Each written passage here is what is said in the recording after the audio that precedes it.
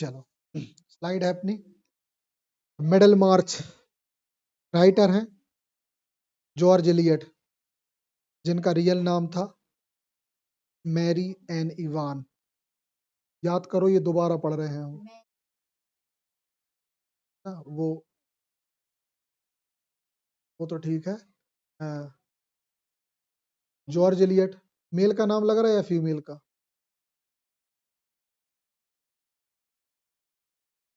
नहीं, हम सिर्फ बोले जॉर्ज एलियट। मेल का नाम लग रहा है या फीमेल का?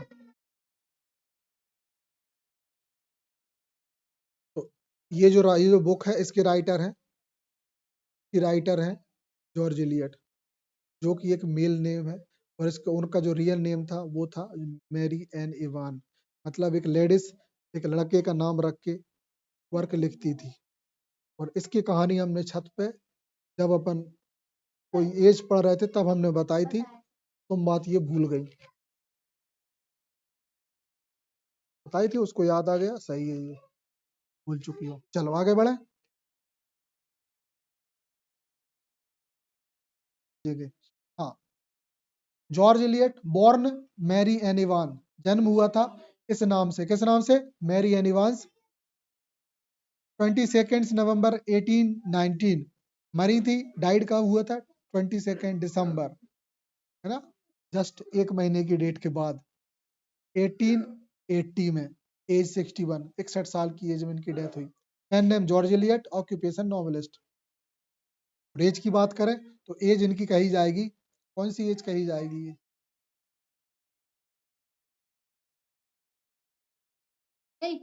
पढ़ना, अपन ने ऊपर पढ़ा था। सेंचुरी तो ठीक है, ये एज भी पढ़ी थी अपन ने ऊपर, और नहीं आ रही याद तो भगवान करे पेपर में आए। चलो फिलहाल इनके वर्क्स देख लें हम, है ना। इनके जो वर्क्स कौन कौन से हैं ये रहे। तो ये इनके कुछ वर्क्स हैं जिसमें,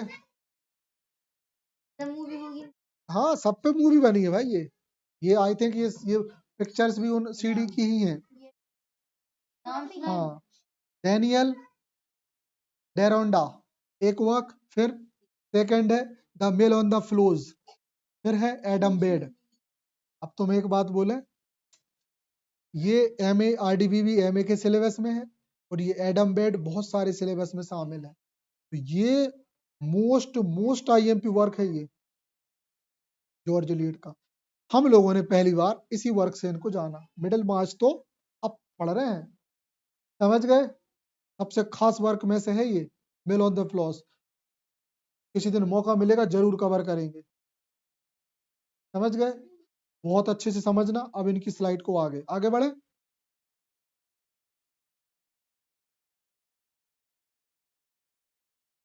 जल्दी देखो।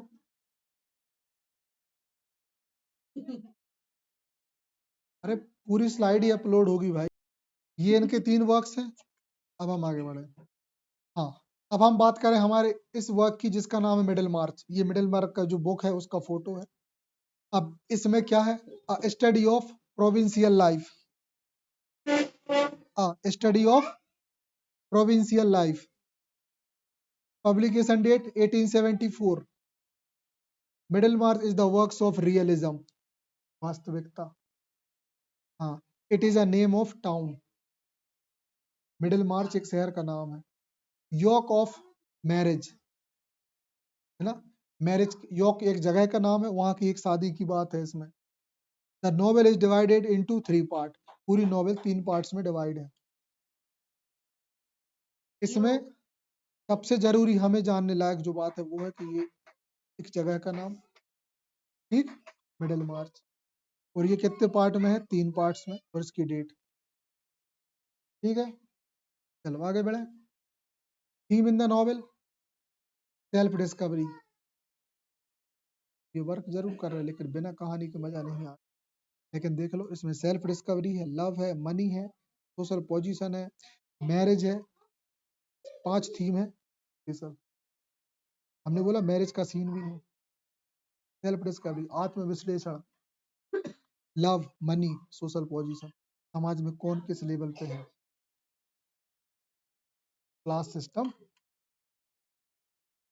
Self discovery. अब थोड़ा सा बात कर लें अपन self discovery,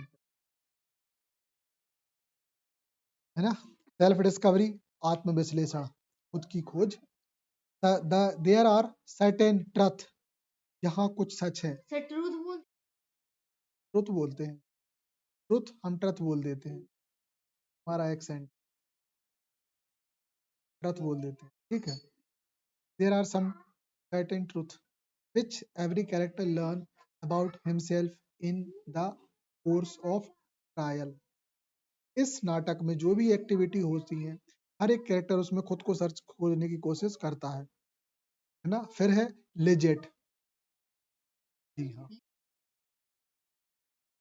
legit and Rosamond find out more about their character through their money troubles. इन दोनों के बारे में बताया है कि जो पैसे की तंगी है वो क्या होती है, वो हमें इन कैरेक्टर से पता चलेगा। दो, हालांकि दे डू नॉट ऑलवेज, हाँ कोई दिक्कत नहीं, दो they they do not always adjust accordingly.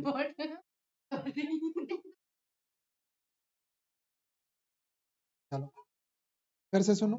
तो they do not always adjust accordingly, और इनको जो प्रॉब्लम होती है हमेशा, तो जरूरी नहीं है कि हमेशा उसके हिसाब से ये ढलें।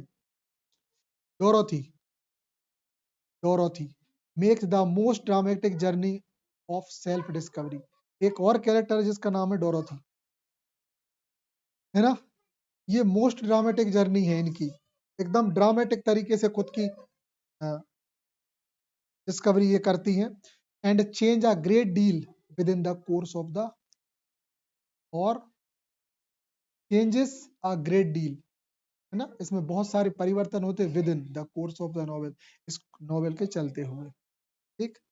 तो ये मोबाइल यहाँ रखा रहता है ना, सीधा हमारे मुंह पे पड़ता है, देखो कि हम इसको यहाँ, ठीक है। अब देखें social position. Social position means a great deal with which can be found in a middle marks, है ना। मतलब मिडिल मार्क का जो वर्क है उसमें सोशल पोजीशन के बारे में बहुत डिटेल में और अच्छे बड़े रूप में बताया है। ग्रेट डील मतलब व्यापक रूप से। It means how much respect a person gets, कि कौन सा इंसान कितनी रिस्पेक्ट पाता है। हाउ पीपल ट्रीट देम, लोग उन्हें कैसे ट्रीट करते हैं, है ना। How they are regarded etcetera, और लोग कैसे एक दूसरे की को समझते हैं, मानते हैं। रिगार्डेड मतलब मानना। People of high status are generally treated more delicately than people with little money, है ना। मतलब ये लोग ज्यादा ही शान और शौकत से अपने आप को प्रेजेंट करते हैं। डेलिकेटली मतलब अच्छे एकदम रईसी में, है ना। लिटिल मनी मतलब विथ लिटिल मनी, जिनके पास कम पैसा होता है, लाइक लिजेट, मतलब ये जो लोग हैं ये बड़े लोग हैं। लिजेट एंड विल लेडिस्लो, लेडिस्लो, ये दो लोग हैं जो रईस हैं, ठीक। Birth and connection are also important in determining a person's place, मतलब उस व्यक्ति का जन्म और उसके जो संबंध है वो भी, है ना। और जो प्लेस होता है, बर्थ प्लेस, ये भी मायने रखते हैं कि कौन इंसान कितना महत्वपूर्ण है, ठीक। आज भी है ये तो, है ना। घटिया मोहल्ले में पैदा हो गए लोग, तुम घंटा इज्जत ना करेंगे। लाइव एग्जाम्पल हम आपको दिखा रहे हैं, वहां ध्यान ना दो, हम बिल्कुल छोड़ देंगे इसको यहीं, है ना। And also what benefit they will receive from society, उनकी जगह पे जो जन्म होने का फायदा है वो लोगों को, ठीक। हमारी हंसी में हम वो बात को दिए लाइव एग्जाम्पल, हमारा मन नहीं करता था। सीधी बात, ये छुआछूत का दंश हमने और भी कई जगह झेला है।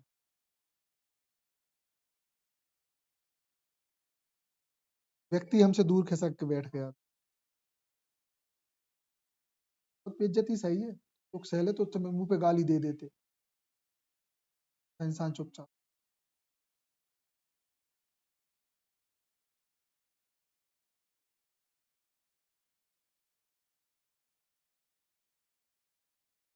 सारे बूढ़े बचे हैं, कुछ गंवार भी बचे हैं, जवान गंवार भी करते हैं। कोई ब्राह्मण जो स्पेशली जो शर्मा है, वो गंवार की कैटेगरी में है, young Ganwar.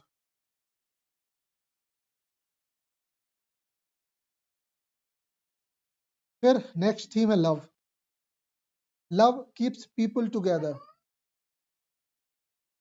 or lack or it lets them drift apart.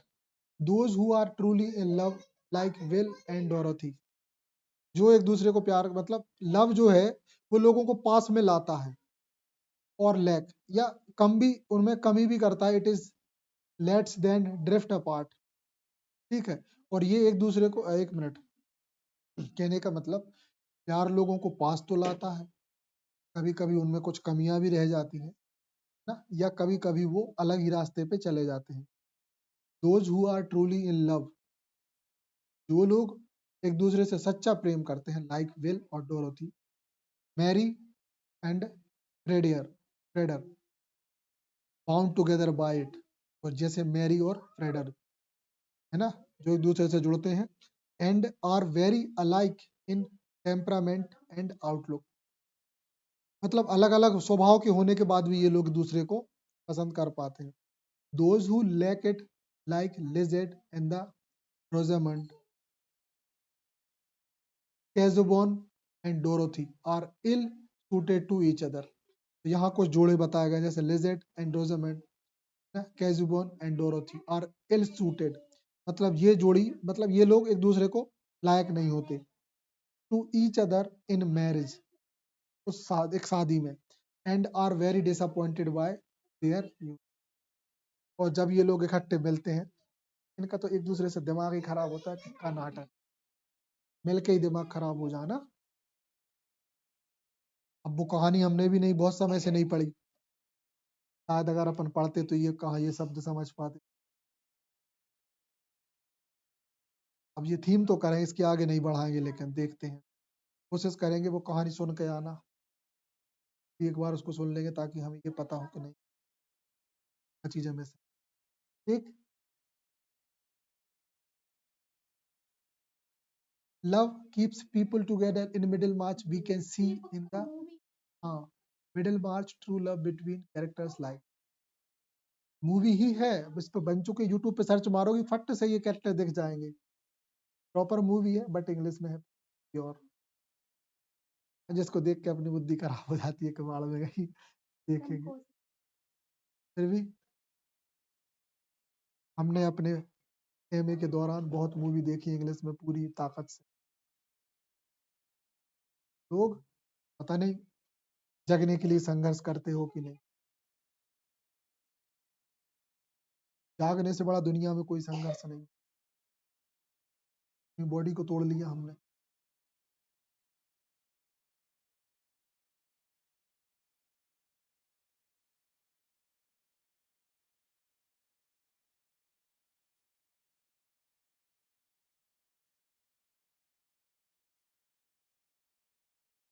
कुछ कैरेक्टर हैं जो एक दूसरे को, जिनकी जोड़ियां बनी है इसमें, कह रहा है लेडिस लॉ एंड डोरोथी, एक पर्सन ये, एक दूसरा है फ्रेड विंसी और मैरी गार्थ, ये लोग जोड़े हैं, दोनों की फोटो में से शायद लगाना भूल गए। चलो अब हम बात कर लें मैरिज, ये भी एक थी, three loves, three love problems, मतलब तीन लवर्स के जोड़े हैं, but one can understand the novels structure in light in three marriage, but one can understand, लेकिन एक समझता है the novels structure in light of three marriage, ना मतलब थ्री लव की प्रॉब्लम है, लेकिन हम इसे एक समझते हैं कि क्योंकि ये एक शादी की समस्या है तीनों की एक साथ, therefore it encounters many marriages in this novel. हम यहाँ पे देखते हैं बहुत सारी शादियाँ, which makes the book a romantic atmosphere. तो इसके अलावा हम बहुत सारी शादियाँ देखते हैं जो कि इसके माहौल को रोमांटिक बना देती हैं। ये एक रोमांटिक नोवेल है, मतलब इंटरेस्टिंग नोवेल है, एंटरटेनिंग नोवेल है। हमें सोशल तो समाज में मिलता है इसमें। तो देखो ये कुछ मिल गए, जैसे डोरा थी, मिस्टर कैजुबॉन पहला, है ना। दूसरा है रेजमोंड एंड लिजेट, दूसरी जोड़ी। और थर्ड है Mary and Fred, couples.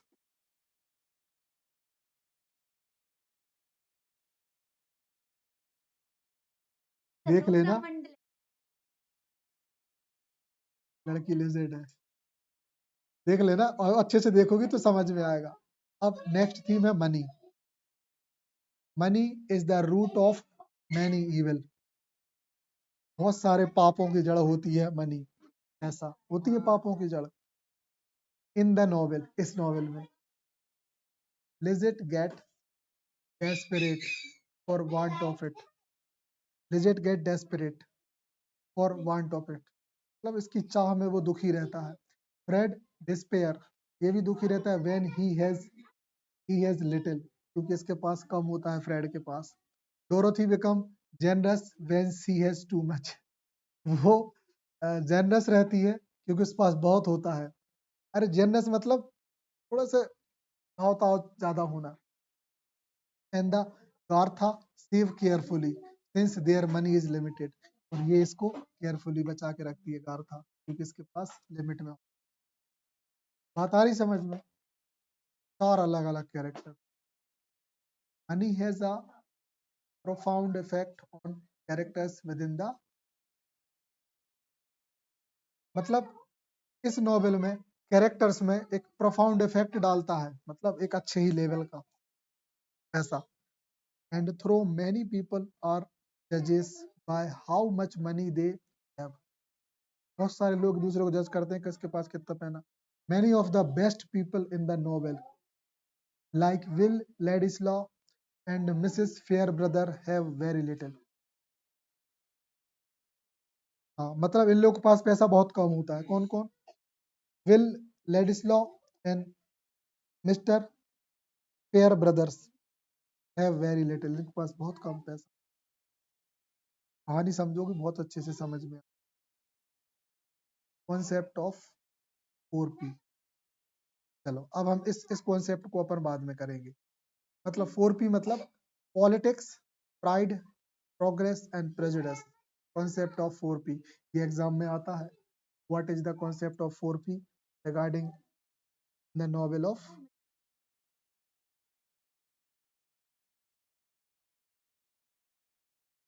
4P बोलते हैं। 4P हो गया ना, P1 P2 P3 P4 4P। अरे 4P, चारों P, अरे चारों P है, उनको 4P बोल दिया है इनने। 4P है ना, अरे P मतलब पार्ट नहीं, पॉलिटिक्स, प्राइड, पहला P पॉलिटिक्स, दूसरा P प्राइड, तीसरा P प्रोग्रेस, चौथा P प्रेजुडिस। अब समझी? तो ये लिखने का स्टाइल है भाई। कॉन्सेप्ट ऑफ 4P, इसमें 4P है, ट्रिक्स भी है, समझ गई? सिंपल सी बात। तो ये कहानी है। चलो इसके आगे के ये 4P हम कल देखेंगे। अभी हमारी थीम बस रहने दो, ताकि आगे फिर बहुत सारा है। तो यही है, हम नीचे आना है। बड़ी है नहीं, ये अच्छी है, इंटरेस्टिंग है बहुत। कहानी के बाद और अच्छी लगेगी ये। ठीक है।